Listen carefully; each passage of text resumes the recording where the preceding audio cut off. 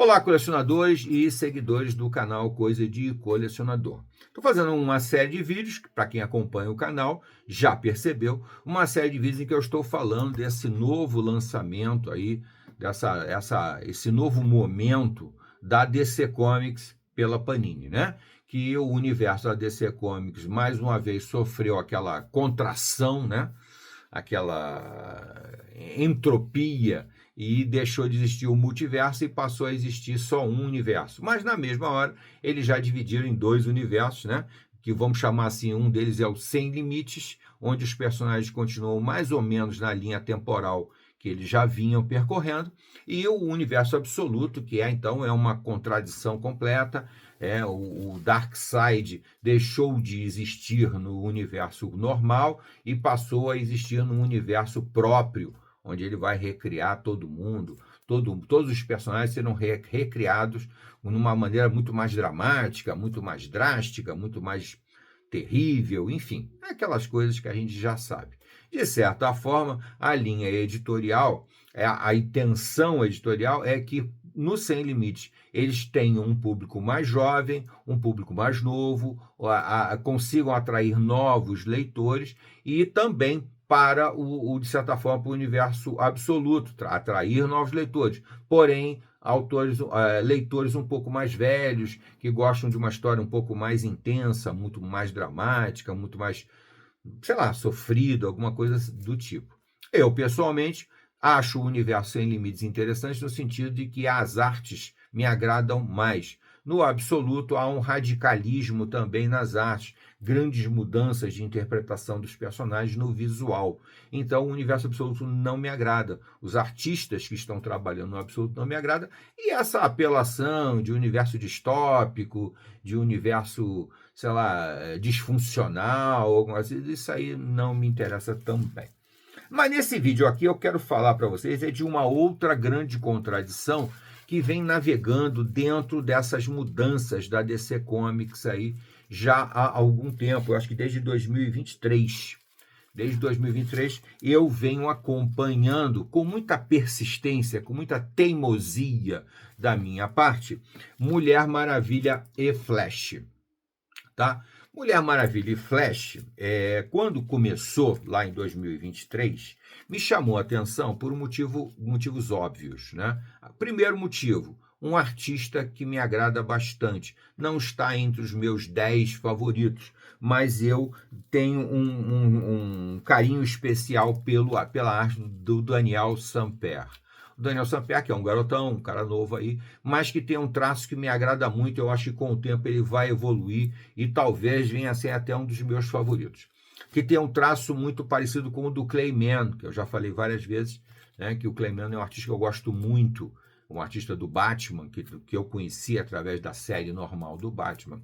Além disso, a Mulher Maravilha vinha também com outro nome de peso, que é o Tom King.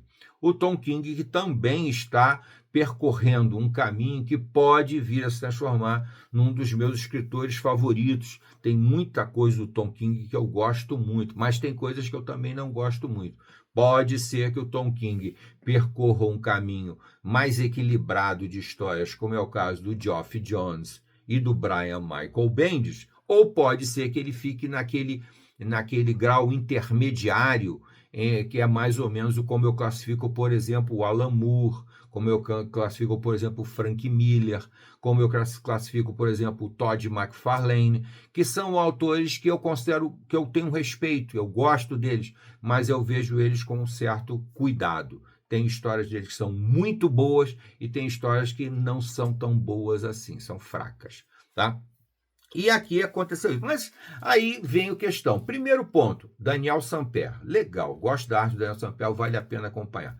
Outra coisa, ele é bom desenhista de mulher, então ele foi bem escolhido para desenhar a Mulher Maravilha. Isso foi um ponto que me chamou bastante atenção. Tom King merece meu respeito, merece minha pesquisa. Então a Mulher Maravilha, em 2023, foi o único título da DC Comics que eu resolvi acompanhar.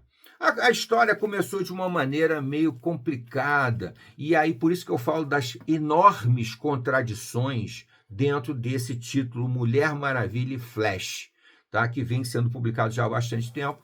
agora foi interrompido, né? No número 17, cadê o 17? Aqui, última edição, número 17, foi interrompido aqui, mas é um título de imensas contradições, mas imensas contradições. A primeira contradição de cara é a proposta editorial do título, que ficou extremamente contraditória, tá? Que é Mulher Maravilha e Flash, tá? Em si, os personagens não têm muita distinção, são dois personagens dos anos 40, tal, que tinham uma pegada na chamada Era de Ouro, né? Eu não gosto muito desse termo, não, Era de Ouro, Era de Prata, Era de Bronze. Não gosto disso, não, porque parece que dá um valor maior a uma época do que a outra. Então, não me agrada isso, não. Mas é como muita gente se refere. A Era de Ouro seria dos anos 40, a Era de Prata dos anos 60, e a partir dos anos 80 vem a Era de Bronze e tal, não sei o quê. Deixa isso para lá. E nesse nível eles são muito similares. Porém, a abordagem das histórias da Mulher Maravilha e do Flash são completamente diferentes. São antagônicas, praticamente. Então o título já começa muito contraditório nessa combinação esdrúxula. A Mulher Maravilha vem com histórias do Tom King, que tem uma pegada nas histórias dele tipicamente adultas, em tudo que ele fala, nos temas que ele aborda, na forma da narrativa dele, né? No próprio deslocamento do tempo, né? Ele conta histórias que geralmente se passam em tempos diferentes e que no final vão se encaixando e tal. É claramente um autor que gosta de história em quadrinhos de super-heróis, mas para adultos. Já o Flash, não. O Flash vem no sentido completamente oposto. São histórias voltadas para um público jovem, um público de crianças e adolescentes, né? O próprio Barry Allen, né, que é o alter ego, né, a identidade secreta do Flash, foi remoçado. Ele agora tem, sei lá, uns 20 anos de idade, é um garotão, cheio de piadinhas, cheio de gracinhas, tá mais parecido com o Homem-Aranha ou com um Besouro Azul, né? E as histórias têm essa pegada bem-humorada, divertida, leve, né? Então fica extremamente contraditório. Eu entendo perfeitamente que existem esses dois públicos, claro que sim. Mas você botar numa mesma edição os dois, realmente você está fazendo uma coisa extremamente contraditória e complicada para o leitor, né? Eu, por exemplo, não leio as histórias do Flash, porque elas são realmente para crianças e adolescentes, então não me atraem. As da Mulher Maravilha, eu fiz uma aposta. E aí começou o meu dilema. Vamos digamos assim, a segunda contradição drástica desse título, né? Que é a própria estrutura da história do Tom King. Eu sinto que o Tom King foi escalado para fazer a Mulher Maravilha meio que a contragosto. Ele não tinha uma ideia formada do que pretendia fazer.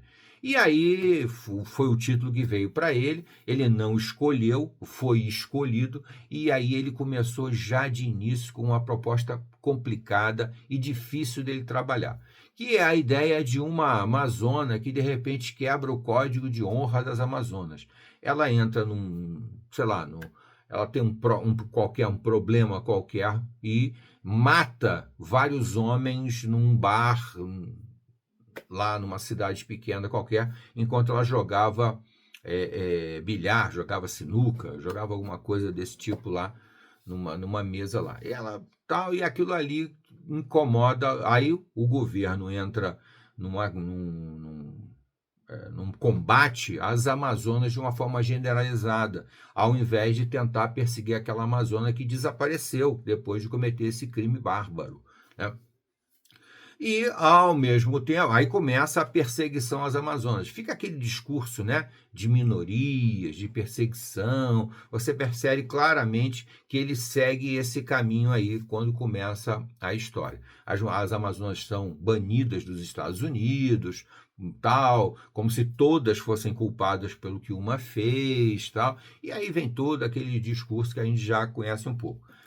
Na minha opinião, um assunto complicado e que não poderia ser abordado dessa forma. Mas vamos lá, tudo bem, vamos dar uma oportunidade ao autor para ver onde ele quer chegar. Foi essa a minha intenção. Tinha a arte do Daniel Sampere, que me agrada bastante, e tinha uma proposta confusa, contraditória. Em seguida, ele de certa forma, complica mais a história ainda. Por quê? A Mulher Maravilha, a Diana Prince, a principal das Amazonas, ela entra num combate direto ao governo americano para defender as Amazonas de uma forma geral. Ela não busca em nenhum momento esclarecer o que aconteceu. Ela não busca fazer justiça. Ela entra apenas no confronto, porque ela acha que as Amazonas não podem ser expulsas, tal, não sei o que. De certa forma, ela não está errada, claro que sim, né? O governo não agiu da maneira correta, certo, perfeito. Mas acontece que ela não tenta esclarecer o motivo daquela geração do problema. E o Tom King começa a desenvolver uma história em que a Mulher Maravilha se torna uma pessoa completamente implacável por causa desse motivo. Ela enfrenta o exército americano sem a menor preocupação com as pessoas, com os soldados que ela está ferindo, que ela está agredindo, que ela está até matando. A história insinua, não mostra corpos, mas insinua claramente que ela entra no confronto muito agressivo, muito violento mesmo, sem em nenhum momento se voltar para o problema maior, que foi aquilo que a Amazônia fez. E a história vai percorrendo esse caminho de uma maneira tão trôpego, tão atrapalhado, que ele começa a abordar outros assuntos, aí cria uma entidade secreta, vilanesca, que na verdade é como se fosse a nova ordem mundial, né? Aquelas eminências pardas, aquelas entidades que trabalham no submundo, que é um tema também interessante, porque muita gente fala desse assunto hoje em dia, né? Que o mundo está cada vez mais sendo governado por pessoas num submundo, né? Que manipulam os governos mundiais, manipulam as riquezas, que só estão interessadas em enriquecer, enquanto as populações sofrem muito, tal, eles não têm a menor preocupação com isso, eles só têm interesse neles mesmos. É um tema também interessante, porém a abordagem começa a se atropelar, um assunto, outro assunto, mais um assunto, e alguns assuntos vão ficando sem fechamento, sem resposta, sem solução. Daí ele lança a Trindade. A Trindade viria a ser a filha da Mulher Maravilha. Como se já não existissem muitas Mulheres Maravilhas, né? A própria Diana Prince, a Moça Maravilha, a Cassie, a Yara, né? Só aí já tem 4, ainda vai surgir a Trindade, que viria a ser a filha da Mulher Maravilha. No meio disso tudo aí, ele embute a criação da Trindade no futuro. Ela ainda nem nasceu apropriadamente, porque a história, de certa forma, vai chegar nesse ponto, né, com a criação da Trindade, né, com a criação, o nascimento da Trindade, e ele já começa a contar histórias da Trindade quando é garota, ou a Trindade já quando é mais velha, né? De certa forma, a história começa com um vilão preso contando uma história para essa moça, a Trindade que surgiu aí do nada. Então ele começa a narrar a história daquele estilo Tom King, em que ele faz vai e vem no tempo, mas na verdade ele não fecha os assuntos e as pontas vão ficando completamente soltas. E isso vai se agravando ao longo do caminho da Mulher Maravilha, dessa edição Mulher Maravilha e Flash, das histórias da Mulher Maravilha, de tal forma que você começa a se desinteressar da história. Ele não fecha assuntos, ele deixa todos os assuntos em aberto, chegando ao ponto de depois fazer vários interlúdios, vira um festival de interlúdios. Tem um interlúdio em que ele vai fazer um presente para o Batman. A Mulher Maravilha e o Super-Homem se encontram numa estação espacial que tem um super shopping center e vai o Super-Homem e a Mulher Maravilha para comprar um presente para o Batman, discutindo todas aquelas características, né, muito típicas, não só as do Batman, que são as mais estranhas de todas, mas também é deles dois. Então ficam, sabe, e as histórias não se fecham, não se encerram. Ele lança um monte de assuntos e não conclui nenhum. E a coisa vai se agravando. Isso que eu estou falando do Super-Homem e da Mulher Maravilha no Shopping Center espacial é o volume 6 ou volume 7. Quando passa do volume 12, meu amigo, aí é que a história se perde completamente, porque ele abandona simplesmente a história principal da Mulher Maravilha, que já estava muito confusa, e começa a contar as origens ou histórias, pequenas histórias engraçadinhas e divertidas do Batman e do Super-Homem jovens, criando a Mulher Maravilha, criando a nova Mulher Maravilha, a Trindade, né? E a coisa vai se perdendo completamente. Então, a partir desse volume aqui, do volume 12, começa a história. Olha, volume 12, volume 13, volume 14. Aqui tem a capa com a Mulher Maravilha, tal, mas na verdade não tem Mulher Maravilha aqui. Tem histórias que ele está contando totalmente fora da cronologia da história. O número 15, o número 16 e o número 17. E o 17 chega a ser pior do que todos os outros, se é que é possível, porque aqui não tem nem histórias da revista da Mulher Maravilha, que pelo menos até aqui, essa confusão de histórias do Tom King são histórias do Tom King para a revista Wonder Woman. Tá? Aqui, por exemplo, é o Wonder Woman número 9. Não, número 11, desculpa. Número 11 da Mulher Maravilha sai aqui no 12.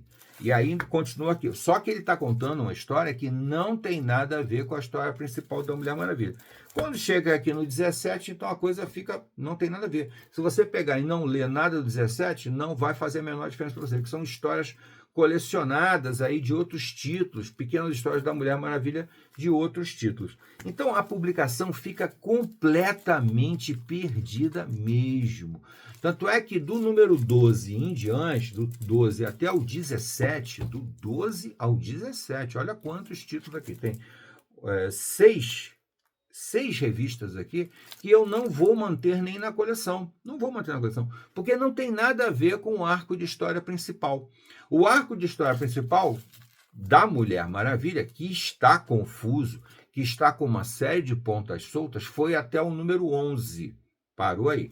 E agora foi retomado nessa fase nova do Sem Limites, né, com esse título novo, Mulher Maravilha e Flash Sem Limite, que na verdade não tem nada de novo, é a continuação da história que foi do 1 ao 11 e agora vai continuar, já está no número 3. E a história, para variar, deu uma nova guinada, que eu não posso falar para vocês o assunto principal, mas que, digamos assim, mais uma vez ele lança uma ideia interessante, a importância do Steve Trevor na vida da Mulher Maravilha, o personagem que nasceu junto com a Mulher Maravilha. O Steve Trevor é aquele personagem que nasceu com a Mulher Maravilha, né? Ele, de certa forma, ele é a motivação para a Mulher Maravilha ter saído da Ilha Paraíso, lá nos anos 40, e vir para o mundo dos homens, né? Hoje em dia chamam o mundo do patriarcado, né? Que é claramente uma discussão ideológica, né? Mas, enfim,